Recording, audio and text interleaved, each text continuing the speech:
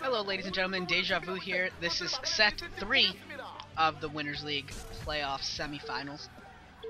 Ssak getting 2 wins in those first 2 games, a very high quality game against Killer, and then kind of we'll call it a lesser quality game against Deer ended very quickly. And that sends us all the way to set 3. Just like that. So this map, it looks like this is going to be Aztec, I believe, with the reverse ramps, yeah. And it's not going to be Haya, so we are not going to be seeing Haya in this game. It's going to be Perfectman. So that's Ssak in the bottom right in orange, the Terran, and Perfectman at the 12 o'clock position in purple.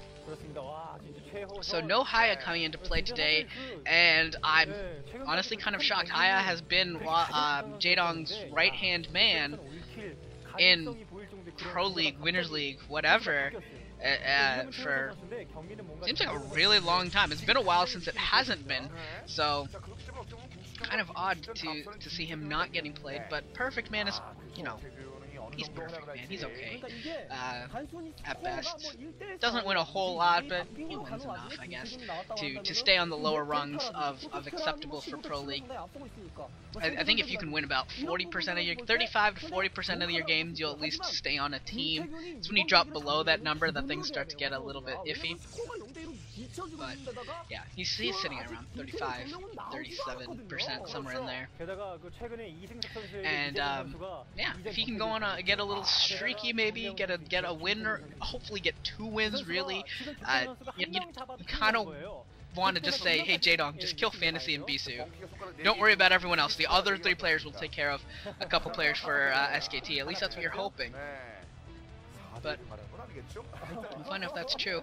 And you know, Perfectman has seen a lot of playtime this season, so particularly in Winners League, and we'll see what he's got. We'll see what he's got. The probe going into the main of Ssak and seeing the supply depot, but where is the barracks?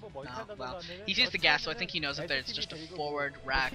There's no reason for a gas to be there if there is not a for there to be a gas without a rack. So there's just no point. So there he goes. He finds it. Now maybe gonna try and harass it. No, I'm not gonna have any chance. The barracks already down. And there's some Marine. So 2 SCV scouts going on. He's going to find Perfectman very quickly. And yeah, he's gonna find out if there's any sort of a 12 next in particular. He's already faced a Reaver build, which poorly executed Reaver build, but a Reaver build nonetheless.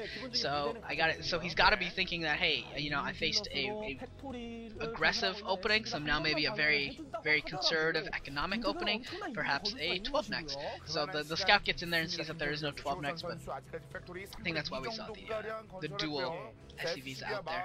Well, the second SCV seems very confused as to where it's supposed to be going. It's kind of wandering around.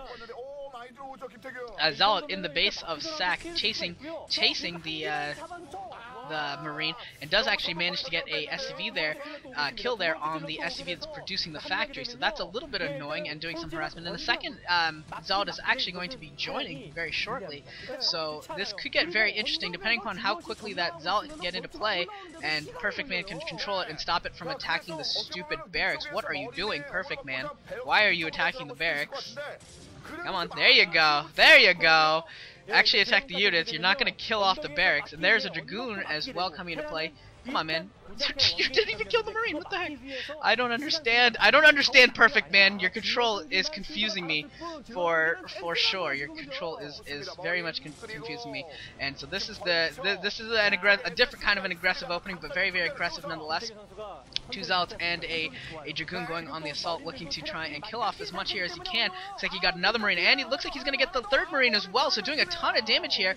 And yeah, Ssak having a little bit of problems dealing with this aggressive opening. Vultures without upgrades obviously will not be a match even for a singular Dragoon, and that probe has 4 kills. Look at that. That's a 4-kill probe. That is a hero probe. Does anyone know if there's ever been a worker, in particular a probe, that's had that many kills? I can't think of ever seeing a probe with that many kills. You see Zealot probe harassment a decent bit, but usually it's more of the Zealot getting the kills, and a tank does pop out here, getting harassed by both Dragoons, and it does go down. And it looks like the Vulture's about to go down as well. The Vulture does go down. There are a couple Marines coming into play as well, but I think this could be the end for Ssak. This aggressive opening should be enough to finish it, and Perfectman able to get a win against Ssak with this very, very early opening. I don't think I would say that this was like a poor play by Ssak. I think it was just some solid aggression by Perfectman.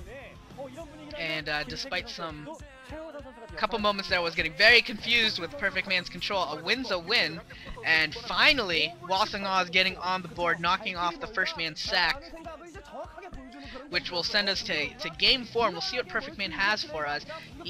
I think he really wants to get a second win, not just because you don't want to lose, but because if you're gonna win, you really don't want to force Jaedong to win 3 games. He can do it, of course he can do it, but kind of want to try and give your star player a little bit more support than that.